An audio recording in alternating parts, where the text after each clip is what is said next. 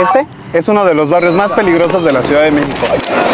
Y fue justo aquí donde hace unos 14 años dos narcotraficantes decidieron crear un grupo criminal con las familias más famosas en la venta de drogas. Desde entonces, ninguno de los cárteles más grandes del país, ni los de Jalisco ni los de Sinaloa, les han podido quitar su dominio en la capital. Durante años pasaron desapercibidos por las autoridades, pues se negaban a verlo como un cártel. Desde entonces crecieron los homicidios, los secuestros y el cobro de piso a pequeños comerciantes. Han hecho de todo. Miembros de la Unión se vistieron de mariachis para bailar a sus rivales ahí en Garibaldi. Crearon un portal de internet donde obligaban a mujeres extranjeras a prostituirse en diferentes puntos del país y crearon túneles debajo del barrio para transportar drogas. Así nació el cártel de la Unión Tepito. Para explicarlo tenemos que remontarnos hasta diciembre del 2009 en Morelos, cuando la Marina abatió a Arturo Beltrán Leiva el Barbas, líder del cártel de los Beltrán Leiva. Ese cártel era uno de los más poderosos en aquellos años. ¿Pero qué tiene que ver la muerte de Arturo Beltrán Leiva con el nacimiento de la Unión Tepito? El expediente comienza con un nombre menor, el Eddy, ni siquiera un alias que suene a jerarquía. Un hombre detenido en el cruce de las calles Rosario y Olvera, a unos metros del mercado San Ciprián en La Merced, mientras manipulaba bolsitas de plástico destinadas a la venta de droga al menudeo en la vía pública. No hubo persecución. No hubo disparos. Los policías de la Secretaría de Seguridad Ciudadana lo vieron, se acercaron, lo revisaron. Él no opuso resistencia. En sus pertenencias y en el punto donde operaba se contabilizaron más de 200 dosis de presunta droga, 15 cartuchos útiles para arma larga, 2 teléfonos celulares y 600 pesos en efectivo. El caso quedó a disposición de la Fiscalía de Investigación de Asuntos Relevantes. Por la aportación de cartuchos de uso exclusivo del Ejército, la carpeta podría derivar también en un proceso federal, independiente del delito de narcomenudeo. Nada en este episodio resultaría noticia si no fuera porque el Eddy es, según las propias autoridades capitalinas, integrante de la Unión de Tepito. Y aquí conviene detenerse, porque la pieza pequeña, el hombre con las bolsitas, los 15 cartuchos, los 600 pesos, no se explica por sí misma. Se explica por el tamaño de la estructura de la que forma parte, por la genealogía de sus liderazgos, por la matemática de sus arrestos y por la persistencia de un negocio que ha sobrevivido documentadamente a la caída de cada uno de los hombres que se supone lo dirigían. La pregunta que impone el expediente no es quién es el Eddy, es por qué, después de años de golpes policiales anunciados como definitivos, sigue habiendo alguien como él en una esquina de La Merced vendiendo droga al menudeo un viernes de agosto de 2026. Para responder, hay que retroceder casi 2 décadas y reconstruir, documento por documento, la cadena de mando que terminó produciendo esa esquina. La organización que hoy se conoce como la Unión de Tepito no nació como cártel de exportación ni como facción escindida de un capo binacional, aunque su origen sí está ligado a una disputa de ese tipo. Entre 2009 y 2010, Edgar Valdés Villarreal, la Barbie, intentó extender el control de los hermanos Beltrán Leiva hacia el centro histórico de la Ciudad de México. La plaza ya tenía dueño, Juan Juárez Orozco, el abuelo, oriundo de los barrios de Tepito y aliado de los Beltrán Leiva. Articuló una célula local para frenar esa incursión. De esa resistencia territorial y no de una fundación planificada como imperio criminal, surgió el grupo que terminaría llamándose La Unión. El primer mando documentado con proyección propia fue Francisco Javier Hernández Gómez, Pancho Cayagua, junto con su hermano Armando. Bajo su liderazgo, la organización dejó de ser una simple barrera defensiva y se convirtió en un aparato de control territorial sobre el narcomenudeo del centro histórico. Hernández Gómez fue asesinado en 2017 en la alcaldía Gustavo A. Madero. Su muerte no significó el fin de la estructura, significó su primera sucesión. El poder pasó a Roberto Mollado Esparza, el Betito, que amplió las operaciones de extorsión y distribución de drogas hasta convertir a la Unión en la organización dominante del centro histórico, en disputa constante con el grupo rival conocido como Fuerza Anti-Unión. En agosto de 2018, el Betito fue detenido por elementos de la Policía Federal en el pueblo de Santo Tomás Ajusco, Alcaldía Tlalpan. 29-2. Al momento de su arresto se reportó que había modificado su apariencia física mediante cirugías y que había perdido peso de forma significativa para evadir a las autoridades. Años después, en diciembre de 2023, la Fiscalía General de Justicia Capitalina logró acreditar su responsabilidad en delitos de homicidio y el Betito fue condenado a 43 años y 9 meses de prisión, además del pago de reparación del daño a las víctimas. La caída de Betito no cerró la organización. La abrió a una nueva sucesión protagonizada por Óscar Andrés Flores Ramírez, el Lunares, quien había comenzado como narcomenudista al servicio de Pancho Cayagua y fue, según los propios registros policiales, el más joven de sus distribuidores antes de construir su propia estructura. Cité Indéxicos 29-3. El Lunares fue detenido el 31 de enero de 2020 en un operativo realizado en el estado de Hidalgo. Como resultado de un trabajo conjunto entre la Marina, la Fiscalía Capitalina y la Secretaría de Seguridad Ciudadana. Su detención inicial derivó en un episodio que merece registrarse con precisión. Fue liberado poco después por una jueza de control debido a irregularidades detectadas en el proceso de captura. No obstante, el Lunares fue nuevamente detenido apenas días después, el 5 de febrero de 2020, en un operativo realizado en la Ciudad de México. El patrón: captura, fuga procesal por vicios de forma, recaptura, quedaría, con matices, como una firma recurrente de los expedientes contra los mandos de esta organización. Con el Lunares en prisión, el relevo recayó brevemente en su propio hermano, Brandon Alexis Flores Ramírez, el Jr. Una llamada anónima recibida por el Centro de Monitoreo K5 en la madrugada del 12 de mayo de 2020 detonó una carpeta de investigación en su contra por delincuencia organizada. Fue detenido meses más tarde en la colonia Guerrero de la Ciudad de México. La sucesión, otra vez, no se detuvo. Pasó a Eduardo Ramírez Tiburcio, el Chori, quien había escalado como operador principal de la organización precisamente al amparo de las detenciones sucesivas de sus antecesores.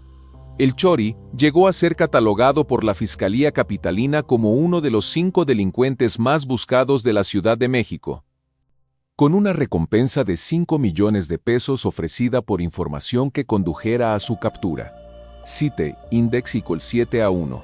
Se le atribuía una vasta gama de delitos graves, entre ellos asesinatos, desapariciones forzadas, secuestros, extorsiones, narcomenudeo, invasión de predios y trata de personas.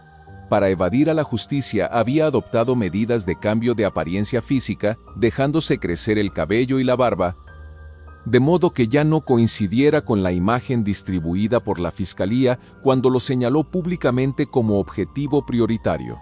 La captura ocurrió el lunes 18 de marzo de 2024, alrededor de las 19:33 horas, sobre la carretera Picacho-Ajusco, en la colonia Héroes de Padierna, Alcaldía Tlalpan, la misma demarcación donde 6 años antes había caído el Betito.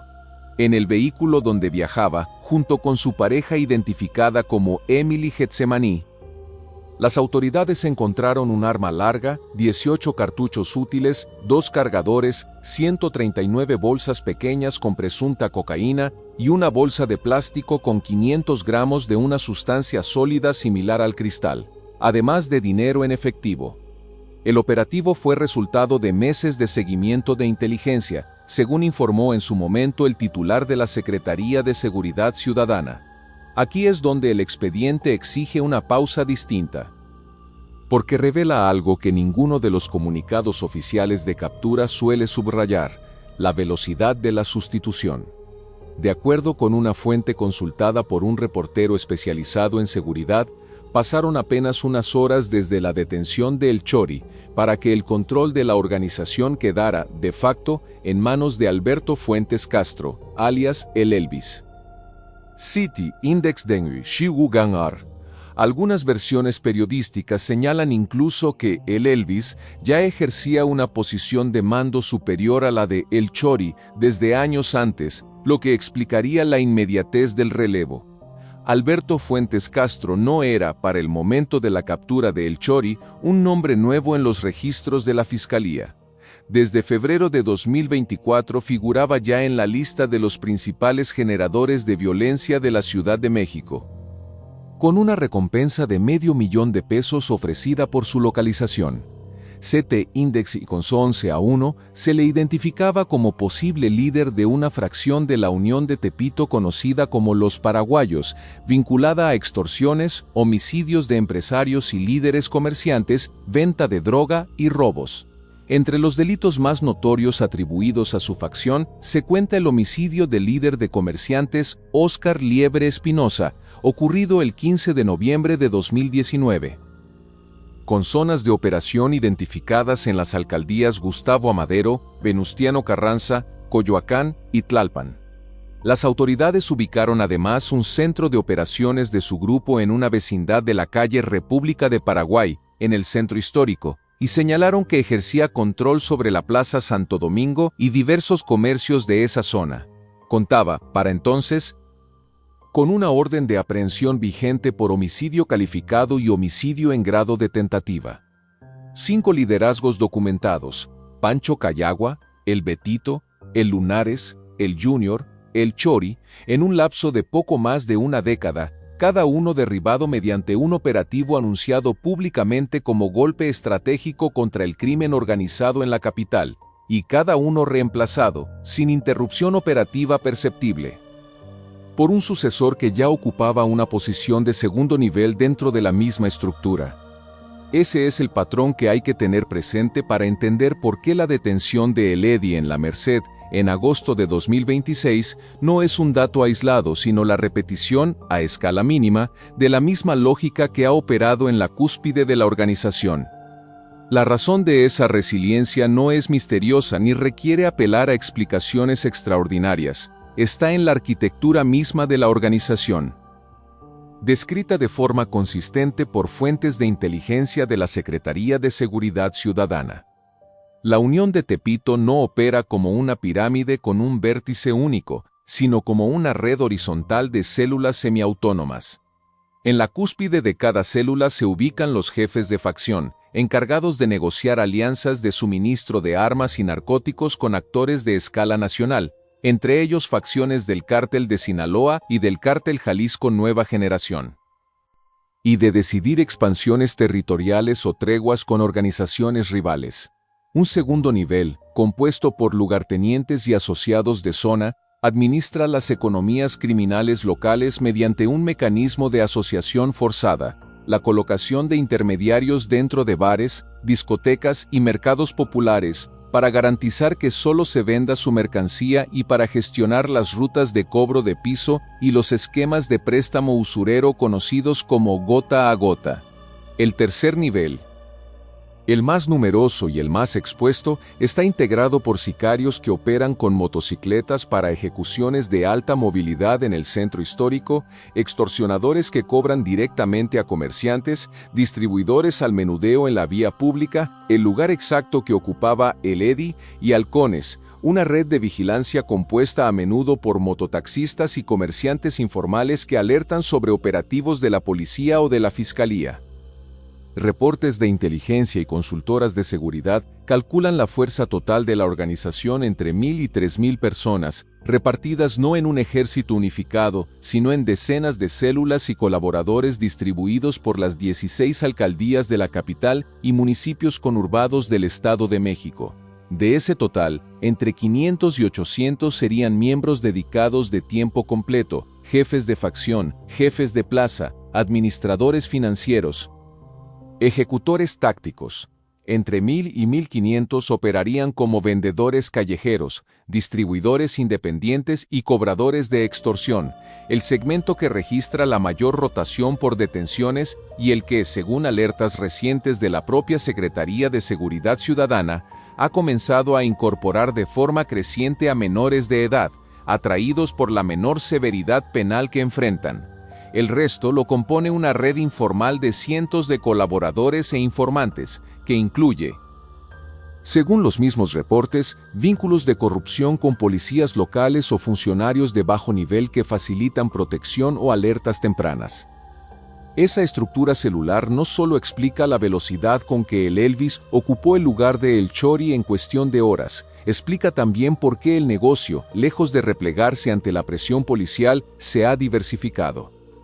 La extorsión y el cobro de piso, pagos semanales obligatorios impuestos a comerciantes fijos, tianguistas, dueños de bares y restaurantes en zonas que van de la Merced y Tepito hasta la Roma, la Condesa y Polanco, con el impago castigado mediante despojo de inmuebles, incendio de locales o agresión directa, convive con el esquema de préstamos gota a gota, con el despojo de vecindades e inmuebles mediante amenazas o falsificación documental para convertirlos en bodegas de droga o casas de seguridad.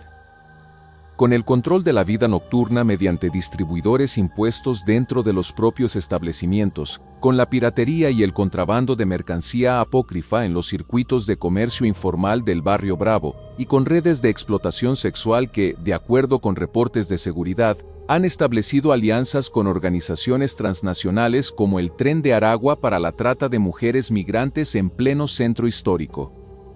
A esa diversificación se suma un frente de guerra abierto y sostenido. La Unión de Tepito mantiene una disputa armada con la organización rival Fuerza Antiunión por el control del centro histórico, un conflicto que ha dejado múltiples homicidios ejecutados por sicarios en motocicleta operando a plena luz del día.